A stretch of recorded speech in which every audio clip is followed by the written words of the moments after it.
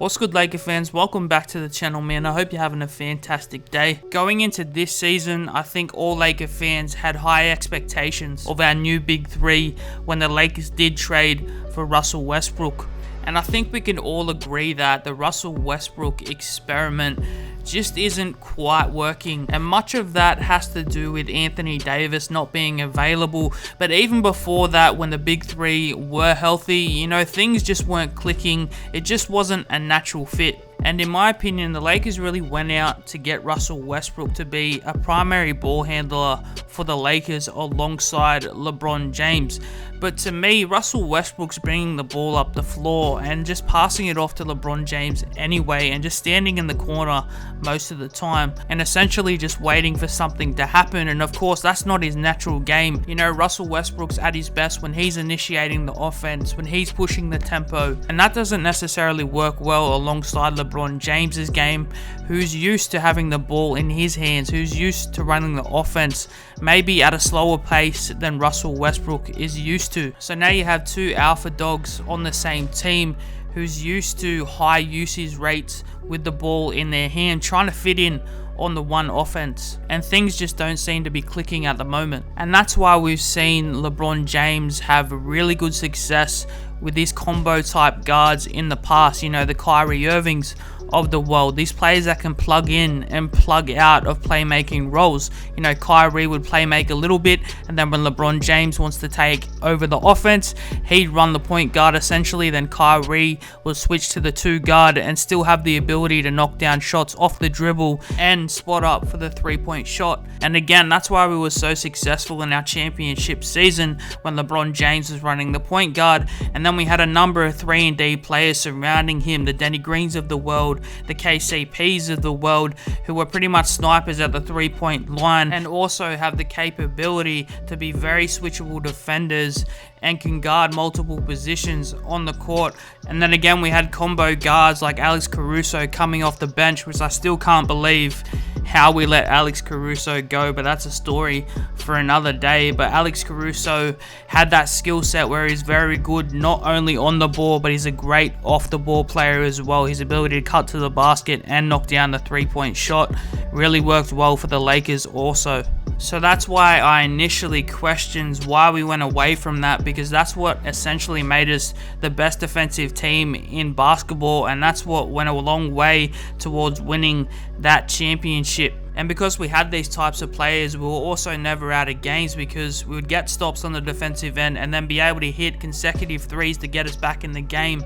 But Russell Westbrook just isn't that type of player. He's not a guy that's going to shoot a high percentage of 3-point shots, because he just doesn't have the shot making capabilities as a Kyrie Irving, for example. So in turn, Russell Westbrook's really still trying to find his way in this Lakers offense, and that's really affecting him mentally, I believe. You can just tell he's missing wide open layups at the rim, which are really gimmies for Russell Westbrook. He's known for attacking the rim at a high level, but he just looks so uncomfortable out there and really lost at times. And he plays a lot better when LeBron James is off the court, because he really just gets to take control of the offense and make decisions on his own terms. And of course, that's what Russell Westbrook's used to, as we've just spoken about. So the question is, how are the Los Angeles Lakers going to move forward with Russell Westbrook on this basketball team? Well, of course, when Anthony Davis comes back, that's going to help us initially, but it's not going to help the overall problem of Russell Westbrook not being a natural fit on the team. So why not just go and trade Russell Westbrook? Well, again, that's very unlikely, because first of all, no team is really in the position to, give up pretty much all their young assets or whatever they had for a Russell Westbrook contract worth $90 million roughly for the next 2 years. And essentially no team really wants Russell Westbrook on their team. There's obviously talks that the Lakers want Ben Simmons, but the Philadelphia 76ers do not want Russell Westbrook for Ben Simmons. That's a downgrade in my opinion, and the Philadelphia 76ers know that also. People are saying trade Russell Westbrook for John Wall.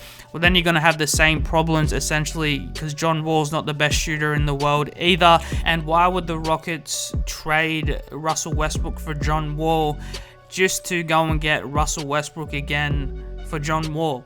It just doesn't make sense. So we need to be realistic here and work out ways within our organization as to how we can get the best out of Russell Westbrook and move forward to the playoffs and hopefully make a run in the playoffs as well. And it's definitely going to be a challenge, and I don't think anyone has the complete answer for that right at the moment. But I think once we get Anthony Davis back, we continue with this sort of smaller ball lineup that's worked well for us on the offense, and then when Anthony Davis plugs in at the center, we're obviously going to be better defensively, and then maybe we make a trade for a 3-and-D player, surround these playmakers, surround Russell Westbrook with these 3-and-D players that can defensively switch on tougher guards in this league, and players that can also create their own shot, because besides LeBron James and Anthony Davis, right now the only player that can create their own shot, in my opinion, on this roster is Malik Monk. So we need to find some guys that can really defend at a high level, but also have the ability to put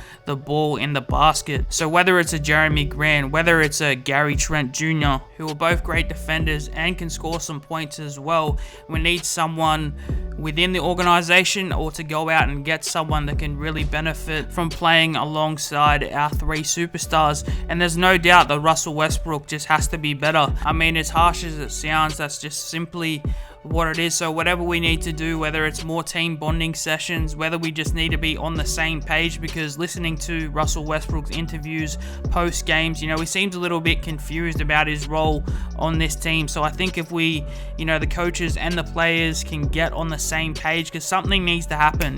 We need some sort of spark to get everyone on the same page and get guys moving in motion together and really, create new energy, and that's going to go a long way to us winning more games.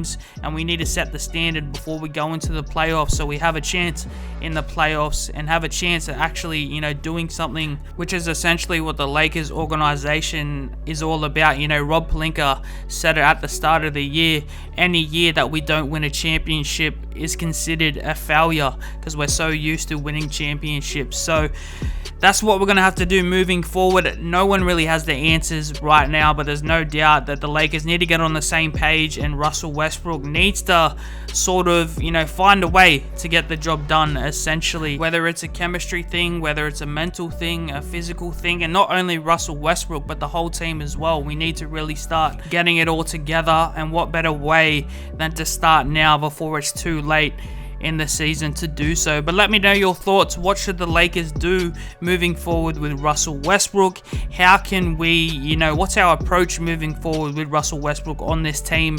And why not, on the way out, give this video a like and subscribe to the channel to help this channel out moving forward. But for now, it's been your boy Jay. I'll catch you guys in the next one. Peace.